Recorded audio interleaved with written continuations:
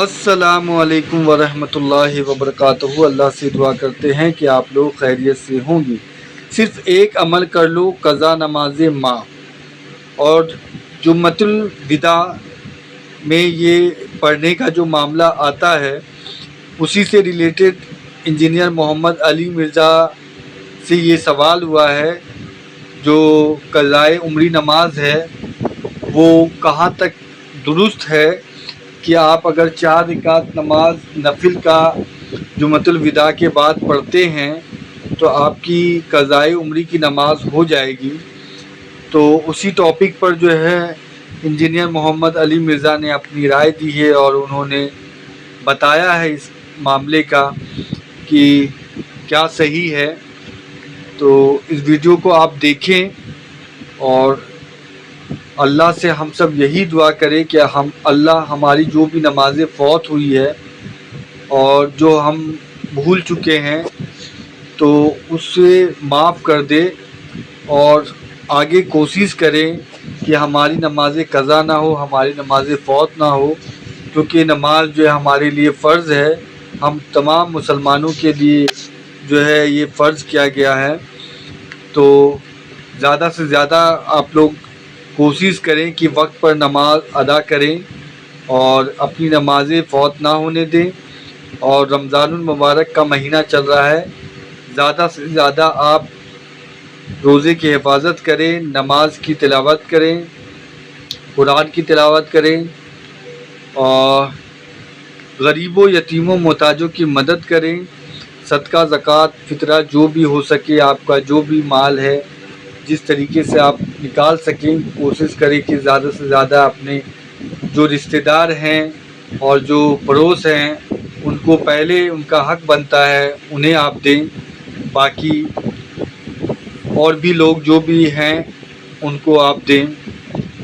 اور اللہ ہم سب کے دینے کو قبول فرمائے، ہمارے روزوں کو قبول فرمائے، ہماری عبادتوں کو قبول فرمائے، اور جو بھی جانے انجانے میں غلطیاں ہوئی اللہ اسے معاف فرمائے، آمین ثم آمین۔ اگلا سوال ہے، ہمارے ہاں عموماً حنفی علماء یعنی بریلوی اور دیوبندی حضرات کی جانب سے رمضان المبارک میں قضائے عمری کی نماز کا اہتمام کیا جاتا ہے۔ بعض علماء اسے بدعت کہتے ہیں، اور ان کا موقف ہے کہ ساری عمر کی قضا نمازیں ایک نفری نماز سے معاف نہیں ہو سکتی۔ اس کے لیے آپ کو بالغ ہونے سے لے کر توبہ کرنے تک کی تمام چھوٹی ہوئی نمازیں قضا کر کے پڑھنی ہوں گی، جبکہ اہل حدیث علماء صرف توبہ کو ہی کافی سمجھتے ہیں۔ اس حوالے سے صحیح موقف کیا ہے؟ میرا خیال ہے کہ اہل حدیث علماء کا موقف جو ہے نا وہ کافی مضبوط ہے، اور وہ فیزیبل بھی ہے اس حوالے سے۔ باقی رہ گیا حنفیوں کے اوپر یہ الزام ہے، حنفی پبلک ضرور یہ کام کرتی ہے، لیکن حنفی جو جید علماء ہے نا بریلویوں اور دیوبندیوں کے، وہ قطعاً قضائے عمری کا جو 4 نوافل والا سلسلہ ہے جو جمعۃ الوداع کے دن ہوتا ہے، آخری جمعہ رمضان کا، اس میں وہ کہتے ہیں کہ آپ نے جمعے کی نماز کے بعد 4 رکعت نفل پڑھنے ہیں، اور آج تک جتنی آپ کی نمازیں اس طرح کی تھیں قضا ہوئی اس کا کفارہ وہ 4 نوافل بن جائیں گے۔ تو باقاعدہ فقہ حنفی کی کتابوں میں آپ بہار شریعت بھی کھول کے دیکھیں، انہوں نے اسے کنڈیم کیا ہے کہ اس کی کوئی اصل نہیں ہے۔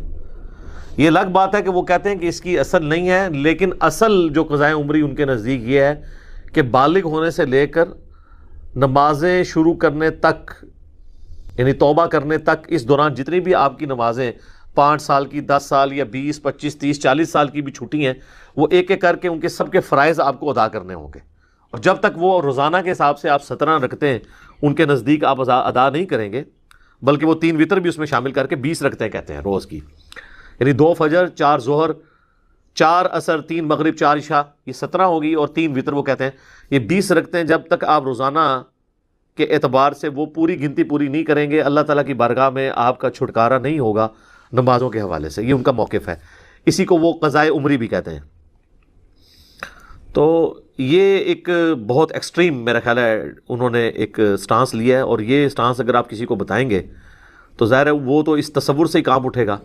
پھر اس کا بھی حل انہوں نے رکھا ہوا ہے، وہ کہتے ہیں کہ جی اگر ایک شخص نے 60 سال کی عمر میں توبہ کی ہے کہ بس میں آج سے جو ہے وہ نمازوں کی نیت کرتا ہوں، تو وہ کہتے ہیں وہ بھی گھر سے نیت کر کے نکلے، اور یہ بھی ساتھ نیت کرے کہ میں نے بالغ ہونے سے لے کر آج تک آلموسٹ جتنی 45 سال کی جو نمازیں میری رہتی ہیں، 15 سال کی عمر میں تو بالغ ہو گیا نا، اور میں اس کی قضا کی بھی نیت کرتا ہوں تو وہ راستے میں مر جائے تو امید ہے اللہ تعالیٰ اسے معاف کر دے گا. وہ ساتھ معافی کی بھی اس کو نا نوید سنا دیتے ہیں اس حوالے سے.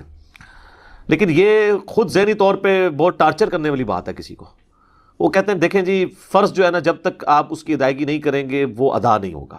یہ بات اپنی جگہ بالکل درست ہے، لیکن مسئلہ ہے جب توبہ کوئی شخص کر لیتا ہے گزشتہ کی زندگی سے، تو پھر اب آئندہ کی زندگی کے حوالے سے ہی اس سے باز پرس ہوگی، سوائے حقوق العباد کا جو معاملہ ہے.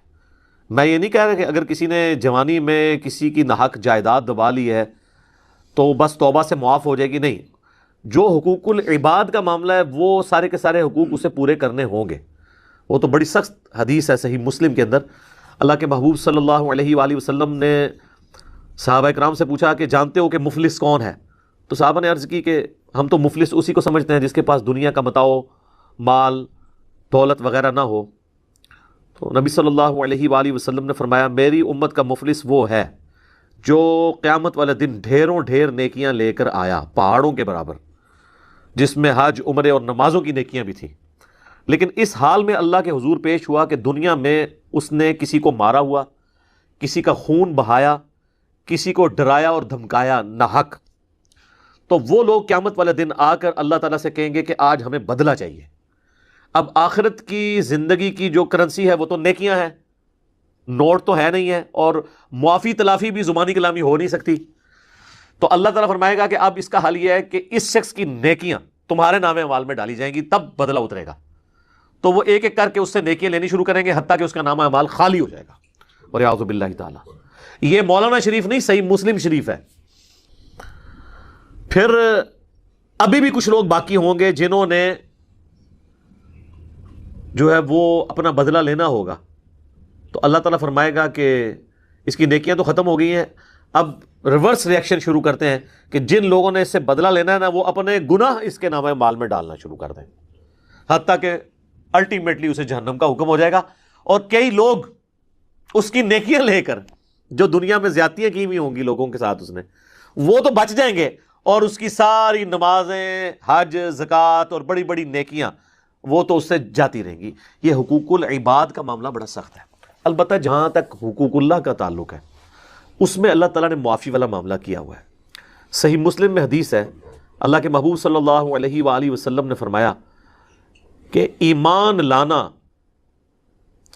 پچھلے کے جتنے گناہ اگلے جو گزر چکے، ان کو ہم اردو میں بولتے ہیں اگلے گناہ، جو پہلے گزر چکے ان کو معاف کر دیتا ہے. ایمان لانا، اللہ کی راہ میں ہجرت کرنا اگلے کے سارے گناہوں کو معاف کر دیتا ہے. اور حج مبرور جو مقبول حج ہے وہ بھی اگلے کے سارے گناہوں کو معاف کر دیتا ہے. یہ 3 اعمال. لیکن یہ بھی گناہ جو ہیں وہ والے گناہ جن کا تعلق حقوق اللہ سے ہے. حقوق العباد جو ہے نا وہ بندوں نے ہی معاف کرنے ہیں، آپ نے دنیا میں معاف کروانے ہیں ان سے، یا ان کا حق پورا نہیں کر سکتے تو پھر کسی طریقے سے معافی تلافی والا کام انہی کے ساتھ آپ نے کرنا ہے. اب نمازیں بھی چونکہ حقوق اللہ میں آتی ہیں، اس کی قضائے عمری کا معاملہ یہی ہے کہ جو شخص توبہ کر لیتا ہے بس آئندہ سے اب نمازیں جو اس کی رہ جائیں نا وہ ساتھ ساتھ اپنی پوری کرے. ان کی نماز جو قضا ہے یا فوت شدہ نمازیں وہ ساتھ ساتھ ادا کرنا ضروری ہوں گی. اور اس میں ایک اور بڑی خطرناک چیز تو یہ ہے کہ سورہ الروم میں اللہ تعالیٰ نے فرمایا منیبین الیہ، رجوع لاؤ اللہ کی طرف، وَأَقِیمُوا الصَّلَاةَ اور نماز کو قائم رکھنا، وَلَا تَكُونُوا مِنَ الْمُشْرِكِينَ اور مشرکوں میں نہ ہو جانا. نماز چھوڑنے والا تو اللہ کے نزدیک عملاً مشرک ہے. اسی کو سپورٹیو 246 نمبر حدیث ہے انٹرنیشنل نمبرنگ کے مطابق صحیح مسلم میں کتاب الایمان چیپٹر میں کہ بندے کے کفر اور ایمان، شرک اور ایمان کے درمیان فرق نماز ہے. تو جو نماز بالکل پڑھ ہی نہیں رہا تھا تو وہ پاکستان کے ایک شناختی کارڈ میں تو مسلمان تھا، اللہ کے حضور تو ویسے ہی کافر تھا. تو جب وہ پیسے ہی کافر تھا اور کلمہ پڑھ کے اب مسلمان ہوا ہے تو بس وہ پھر اس غیر مسلم کی طرح ہی ہے جو آج مسلمان ہوا ہے تو آپ اس سے قضائے عمری نہیں کروائیں گے. اور مزے کی بات ہے حنفی یہ کہتے ہیں کہ 60 سال کا اگر کوئی کافر مسلمان ہونا وہ قضائے عمری نہیں کرے گا. 60 سال کا اگر مسلمان ہو جائے یعنی نمازیں شروع کر دے تو وہ اپنی بالغ ہونے یعنی 14 یا 15 سال کی عمر سے لے کے 60 سال تک کی جو عمر کی نمازیں ہیں وہ اپنی قضا کرے گا، اس لیے کہ وہ مسلمان تھا. سر وہ آپ کے کاغذوں میں مسلمان تھا نا، اللہ کے حضور مسلمان کہاں سے تھا؟ جامعہ ترمذی میں حدیث ہے، عبداللہ بن شقیق تابعی کہتے ہیں کہ صحابہ کرام نماز چھوڑنے کے علاوہ کسی گناہ کو کفر شمار نہیں کرتے تھے، تارک الصلاۃ کو وہ کافر سمجھتے تھے. ابھی چھوٹی بات ہے. تو اگر حنفیوں کا زیادہ مسئلہ ہے تو وہ یہی سمجھ رہے ہیں کہ اب یہ مسلمان ہوا ہے تو خدا کے لیے اب اسے نمازیں پڑھنے تھے، پھر ساتھ ساتھ جو نمازیں وہ پوری کرے گا. باقی اللہ تعالیٰ نے آٹومیٹکلی آپ کے لیے ایک قضاء عمری اس حوالے سے معاملہ رکھ دیا کہ جو آپ نفلی عبادات کرتے ہیں، جو ہماری فرض نمازوں کے ساتھ جڑی ہوئی نفلی عبادات ہیں، جو اگرچہ نماز کا حصہ نہیں ہے، اگر کوئی چھوڑ دے گناہگار نہیں ہوگا، لیکن ان کا ایک فائدہ ہے سنت مؤکدہ کا. کہ سنن ابی داؤد میں حدیث ہے کہ نبی صلی اللہ علیہ وآلہ وسلم نے فرمایا قیامت والے دن جب کسی شخص کے فرائض میں کوتاہی نکلے گی تو اللہ تعالیٰ فرمائے گا میرے بندے کی نفلی عبادتیں تولو اور انہیں فرض کے بدلے تول لو اور فرض کی کمی اس سے پوری کر دی جائے. تو اگر نفلی عبادات آپ کے ساتھ ہوں گی تو آٹومیٹکلی آپ کے فرضوں کی کوتاہی پوری ہوتی رہے گی.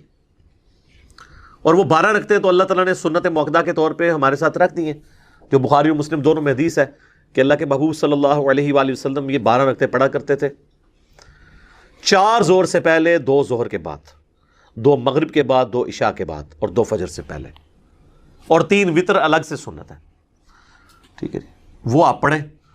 تو یہ نفلی عبادت آپ روزانہ 12 اور 3 15 ہو گئی. 2 رکعتیں اگر آپ کو اللہ توفیق دے تو اور پڑھیں، اور وہ عشاء کے وتر کے بعد اگر 2 نفل پڑھ لیے جائیں تو تہجد کے ایکویلنٹ ہے. مسند احمد میں اور سنن دارمی میں اس حوالے سے احادیث موجود ہیں، میری الگ سے ویڈیوز بھی ریکارڈڈ ہیں اس میں. تو 17 نوافل تو یہ آلموسٹ ہو جاتے ہیں خود بخود ہی. باقی جو وطر کی قضا جو ہے نا وہ ضروری نہیں ہے، جو پرانی نمازیں چھوٹی ہیں ان میں آپ نے وطر بھی قضا کرنے ہیں، البتہ جو ساتھ ساتھ چھوٹ جائیں وہ آپ ضرور کریں وطر قضا. صحیح بخاری میں آتا ہے نبی علیہ السلام تو سفر میں بھی وطر کی نماز نہیں چھوڑتے تھے، بخاری اور مسلم دونوں میں حدیث ہے. تو وطر کی ایک تاکید ہے، لیکن نمازیں وہی 5 فرض ہیں اور اس میں بھی فرض رکھتے ہیں، 2 فجر کی، 4 ظہر، 4 عصر، 3 مغرب اور 4 عشاء، یہ کافی ہیں. تو آٹومیٹکلی قضاء عمری والا معاملہ تو آپ کے ساتھ ساتھ نفلی عبادت میں چلے گا. البتہ جو ساتھ ساتھ نمازیں آپ توبہ کرنے کے بعد چھوٹیں وہ آپ نے پھر ساتھ ساتھ پڑھنی ہے. اس کے بارے میں وہ صحیح مسلم میں ایک مشہور حدیث ہے، غزوہ خیبر سے واپسی پر نبی علیہ السلام کے ساتھ ہزاروں صحابہ کا قافلہ تھا اور رات کا کافی حصہ بیت چکا تھا، تو صحابہ کو بھی نیند آ رہی تھی. نبی علیہ السلام نے ارادہ کیا کہ ہم تھوڑی دیر آرام کر لیتے ہیں، اور حضرت بلال جو مؤذن رسول ہیں رضی اللہ تعالیٰ عنہ و صلی اللہ علیہ وآلہ وسلم، ان کی ڈیوٹی لگائی جاتی ہے کہ وہ صبح فجر کا وقت شروع ہوتے ہی ہمیں اٹھا دیں گے. تو حضرت بلال جو ہے وہ نوافل پڑھنا شروع ہو گئے تاکہ مجھے نیند نہ آئے. بس وہ ایک لمحے کے لیے انسان نے سستی دکھانی ہوتی ہے نا، تو وہ اپنی سواری کے اوپر سوار ہوئے، اونٹ کے اوپر، اور مشرق کی طرف جو پوپ پھوٹتی ہے نا، صبح صادق شروع ہوتی ہے جو ختم سحری اور فجر کا وقت داخل ہوتا ہے، اس کو دیکھنے کے لیے. جب فجر کا وقت قریب آنے والا تھا نا تو ان کی بھی اچانک آنکھ لگ گئی، اور ایسی آنکھ لگی کہ سورج خوب بلند ہوا تو آنکھ کھلی. صحیح مسلم کے الفاظ ہیں کہ سب سے پہلے نبی صلی اللہ علیہ وآلہ وسلم کی آنکھ کھلی اور اس کے بعد باقی اصحاب کی کھلنی شروع ہوئی. اب لوگ بڑے پریشان ہوئے کہ فجر کی نماز چھوٹ گئی ہے اور اللہ کے نبی کی بھی نماز چھوٹ گئی. اور حضرت بلال کو نبی علیہ السلام نے بلا کے پوچھا کہ بھئی تمہاری ڈیوٹی لگائی تھی. آپ دیکھیں جی لوگ کتنے فرینک تھے. انہوں نے کہا یا رسول اللہ جس اللہ نے آپ پہ نیند کا غلبہ کیا اس نے میرے پہ بھی کر دیا. کوئی 295 سی نہیں لگی سر، یہ میں آپ کو بتا رہا ہوں کہ اسٹریٹ فارورڈ انہوں نے بات کی کہ آپ کو بھی نیند آئی ہے نا، مجھے بھی آ گئی، میں بھی انسان ہوں. آپ لا کہتے رہے کہ جی وہ شیخ عبد القادر جیلانی اور امام حنیفہ جو ہیں وہ 40 سال تک عشاء کے وضو سے فجر پڑھتے رہے، اور اس سے بڑی کہانی آپ یہ کرواتے ہیں کہ جی وہ ایک صحابی کے گھوڑے کے قدموں کی جو خاک اڑ کے اس گھوڑے کے نتنوں میں بیٹھتی ہے نا، اس کو بھی کوئی بزرگ، کوئی امام حنیفہ، کوئی امام شافعی، کوئی عبد القادر جیلانی، کوئی بڑے سے بڑا بزرگ اس گھوڑے کے نتنوں میں بیٹھنے والی خاک جو اس گھوڑے کے قدموں سے اٹھتی ہے، صحابی کے قدموں سے نہیں، اس کو نہیں پہنچ سکتا. لیکن وہ صحابی جو ہے وہ کہتے ہیں ادنا صحابی، تو یہ ادنا صحابی بھی نہیں تھے، حضرت بلال تھے، وہ بھی سو گئے، کوئی عشاء کے وضو سے انہوں نے فجر نہیں پڑھی. اور اس سے بھی بڑھ کے جو آپ نے قوالی ایک مشہور کی ہوئی ہے کہ حضرت بلال نے ایک دفعہ اذان نہیں دی تھی تو سورج نہیں نکلا تھا. یہ کہانی شریف ہے، یہ مولانا شریف ہے، اور میں مسلم شریف بیان کر رہا ہوں. تو مسلم شریف میں تو حضرت بلال کی عزت جب سٹیک پہ لگی تھی تو وہ ہونا تو چاہیے تھا اس دن سورج نہ نکلتا. تو سورج نکلا جناب، ایسا نکلا ہزاروں صحابہ کی نماز بھی حضرت بلال اپنی ڈیوٹی نہیں پوری کر سکے نیند کے غلبے کی وجہ سے، اور ان کی نماز فوت ہو گئی. تو اس موقع پہ نبی علیہ السلام نے فرمایا کہ سب سے پہلے تو یہاں سے اٹھو، نکلیں ہم یہاں سے. الموطا امام مالک میں اس کو سپورٹیو ایک اور طریق بھی ہے، اور یہ دونوں طریق آپ کو مشکات کی پہلی جلد میں مل جائیں گے، مسلم شریف والا بھی اور الموطا امام مالک والا بھی. تو نبی علیہ السلام نے کہا اس جگہ پہ شیطان کا غلبہ ہے، یہاں سے اٹھ کے ہم آگے جاتے ہیں. پھر مسلم شریف کے الفاظ ہیں، آگے جا کے آپ علیہ السلام نے ایک جگہ پڑاؤ کیا، حضرت بلال سے کہا کہ اقامت کہو، اور پھر آپ صلی اللہ علیہ وآلہ وسلم نے جماعت کے ساتھ سورج نکلا ہوا نماز ادا کی. اور پھر سلام پھیرنے کے بعد آپ علیہ السلام نے فرمایا کہ جو شخص سو جائے یا بھول جائے تو جب اسے یاد آئے اور جب وہ نیند سے اٹھے وہ نماز ادا کر لے، اس کے لیے نماز کا وہی وقت ہے. اور پھر آپ نے سورہ طٰہٰ کی وہ آیت تلاوت کی، اعوذ باللہ من الشیطان الرجیم بسم اللہ الرحمن الرحیم وَأَقِمِ الصَّلَاةَ لِذِكْرِي، اور میری یاد کے لیے نماز کو قائم رکھنا. تو مقصد تو اللہ کو یاد رکھنا ہے نا. اگر کبھی نیند کا غلبہ ہو گیا تو آپ نماز پھر اس وقت ادا کریں گے. اس حدیث سے یہ بات پتہ چلی کہ پھر نماز کے جو قضاء کا تصور ہمارے ہاں عموماً پایا جاتا ہے نا، اس کی کوئی اصل نہیں ہے. اگر کوئی بھول جائے یا سو گیا تو جب وہ اٹھے گا تو اس کے لیے نماز کا وقت وہ ہو جائے گا. مثلا اگر ایک شخص زور کے بعد اس کی آنکھ لگی اور جا کے عشاء کے وقت میں کھلی تو بس عشاء کے وقت میں جا کے اثر مغرب عشاء پڑھ لے. اس کی روٹین نہ بنائے گی نا، میں اس کی کوئی ترغیب دلا رہا ہوں کہ روزانہ فجر آپ 10 بجے اٹھ کے پڑھیں یا 8 بجے آفس جانے سے پہلے پڑھیں، کبھی کبھار. تو یہ جو کہا تھا نماز قضا ہو، اکثر لوگ پوچھ رہے ہوتے ہیں جی قضا نماز کا طریقہ بتائیں جی. وہ طریقہ کیا یار، جو نماز رہ گئی اس کو پڑھ لو، اور زبان سے تو نیت کرنی بھی نہیں ہوتی، دل میں وہ آپ کے لیے وہی ہے. اگر آپ لیٹ اٹھے ہیں تو آپ کہیں میں فجر کی نماز پڑھوں، اپنے دل میں نیت کریں. اس میں یہ نہیں کہنا ہوتا کہ آج جالی جڑی فجر رہ گئی سی او میں قضا کر رہا، یا جڑی کل والی رہ گئی سی وہ کر رہے ہیں. بس اپنے ذہن میں حاضر کی کہ نماز ہے، وہ نماز کا وقت آپ کے لیے وہی ہے. یہ قضا کی ٹرم تو فقہا نے ڈیفائن کی ہے نا، ادروائز احادیث میں آئے نماز کا فوت ہو جانا. جس طرح صحیح بخاری میں آتا ہے، مولا علی کہتے ہیں کہ نبی علیہ السلام نے کہا اللہ تعالیٰ ان کافروں کے گھروں کو آگ سے بھر دے، انہوں نے ہماری صلاۃ الوسطیٰ فوت کروا دی. یعنی وہ خندق کی پرلی طرف سے چونکہ تیر آ رہے تھے اس کی وجہ سے مسلمان زخمی ہو جاتے تھے، تو عصر کی نماز نبی علیہ السلام کی جو ہے وہ آپ کی لینگویج میں قضا ہو گئی، یعنی وقت گزر گیا، اور آپ نے جا کے پھر نماز وہ مغرب کے وقت میں جا کے پہلے عصر کی نماز ادا کی، پھر مغرب کی نماز ادا کی. تو اس طریقے سے نماز کبھی چھوٹ گئی ہے تو آپ بعد میں جب آپ کو موقع ملے آپ اسی وقت نماز پڑھ لیں، لیکن توبہ کرنے کے بعد ساتھ ساتھ اپنی نمازیں پوری کرتے رہیں. یہ نہیں ہے کہ ایک بندے کی نماز اب چھوٹی ہے تو اب وہ کہتی میں نے توبہ کر لیا تو معاف ہو گیا. نہیں، یہ اس صورت میں ہے جب وہ سرے سے نماز پڑھتا ہی نہیں تھا. جب وہ نماز پڑھنا شروع کرے گا تو اب بس ایک دن سے بینچ مارک کرے، اس کے بعد سے وہ پھر ساتھ ساتھ اپنی پڑھے گا. لہٰذا یہ بالکل اہل حدیث کہیں یہ نہیں کہتے ہیں کہ جو ساتھ ساتھ آپ کی نمازیں چھوٹ رہی ہیں وہ توبہ سے معاف ہوں گی. وہ کہتے ہیں جو پرانی آپ 20 25 30 سالوں کی لوگوں کو کہہ رہے ہیں نا کاپیاں بناؤ ڈائریاں بناؤ. ڈائری ہم نے خود دعوت اسلامی میں نا وہ لوگوں کو ترغیب دلاتے تھے، ان کی ڈائریاں بنواتے تھے. میں تو اللہ کا شکر ہے ہم نے تو بالغ ہونے سے پہلے ہی نمازیں پڑھیں، لیکن لوگوں کی ڈائریاں ہم بنوایا کرتے تھے. اور پھر بعد میں خیر ایک نیا مسئلہ انہوں نے کہا کہ جی وہ جس نے تجوید سے نماز نہیں پڑھی ہوئی نا وہ بھی اپنی قضائے عمری دوبارہ سے کرے، الحمد کو پڑھتا رہے. تو پھر مجبور ہمیں بھی ایک چھوٹی سی ڈائری بنانی پڑی.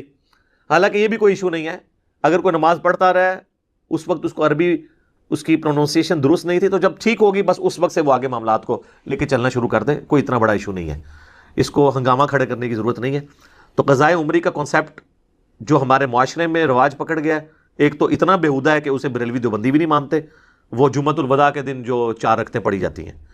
دوسرا جو بریلوی دیوبندی یعنی حنفی لوگ بتاتے ہیں کہ آپ نے بالغ ہونے سے لے کر توبہ کرنے تک کی ساری نمازیں پڑھنی ہے، یہ ان لاجیکل ہے، اس کی کوئی اس اعتبار سے اصل نہیں ہے. البتہ توبہ کرنے کے بعد ساتھ ساتھ جو آپ کی نمازیں چھوٹ رہی ہیں وہ آپ نے ساتھ ساتھ اپنی گنتی پوری کرنی ہے.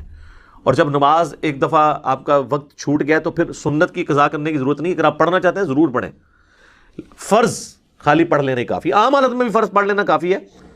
وہ کئی لوگ پوچھ رہے ہوتے ہیں جی فجر کی سنتیں بھی قضا کرنی ہے. یار فجر کے فرض تو پڑھ لو میرے بھائی، سنت آپ نے بے شک پڑھنی پڑے. صحیح بخاری میں حدیث ہے،